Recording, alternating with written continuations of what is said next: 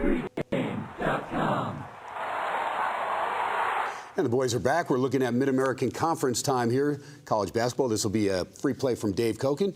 Dave, I like the mid-major conferences. Really love Missouri Valley. Of course, did some work in the Big West. But those are conferences that I tend to focus in on, and I know you enjoy them as well. Every game's a big game because these teams, the MVC will probably get 2 in this year with Wichita and Northern Iowa. Right. And maybe, if somebody else happened to win the conference tournament, they could get 3.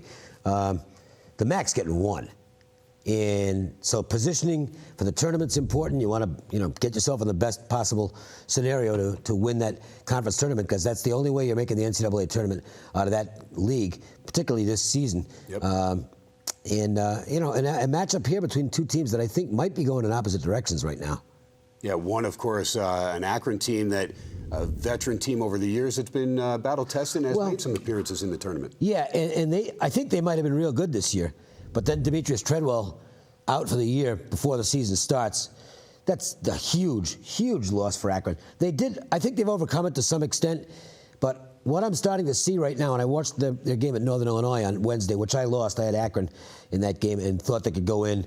With Northern Illinois, it was minus Bowie, who's a very important player in that team. And I thought, boy, Akron should be able to go in here.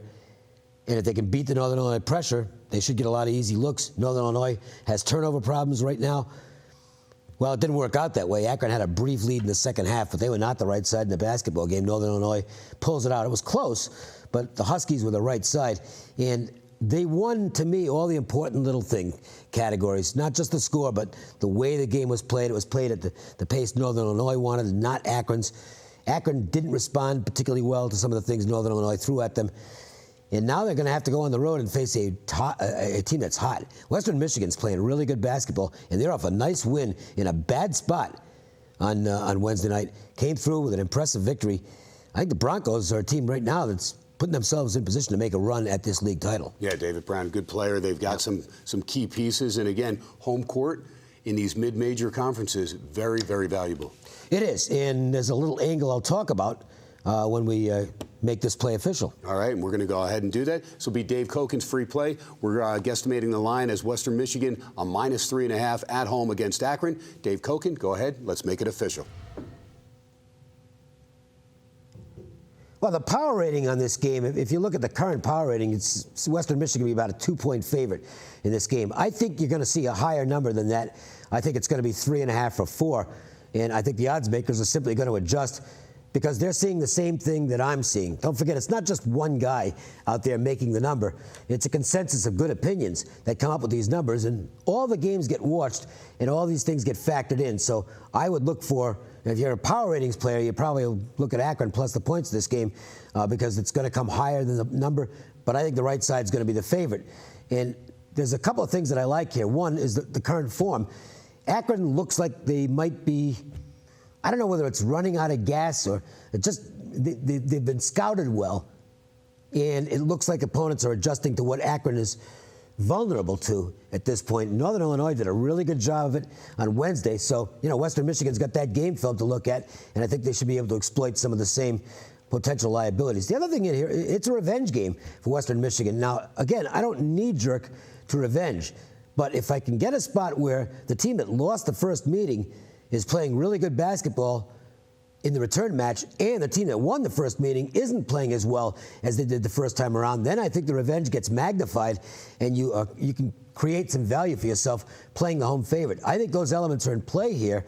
I'm going to go with Western Michigan, even if it's -4, even -4.5. I don't think it'll come that high, but if it does, I'm still going to be in the Broncos to get the win and cover in this matchup. Yeah, it's a good call, too, because I think Akron may have played their best game in that first meeting against Western.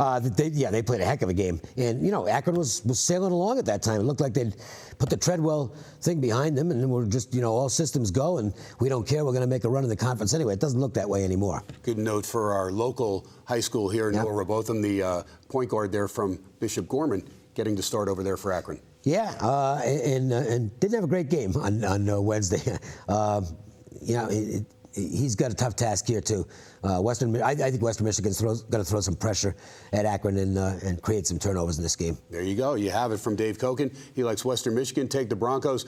We have it guesstimated at 3.5, but he says up to 4.5. Take Western Mich, the right side at home over Akron. That's going to do it. We'll be back next Thursday. We'll actually, Dave may be back. I may be in Arizona covering that Super Bowl. So maybe a stunt double over here taking over. Or Cokin will give you 2 free plays. You can hang out all you want at those things. I've been to one Super Bowl, and it was just, yeah, boy.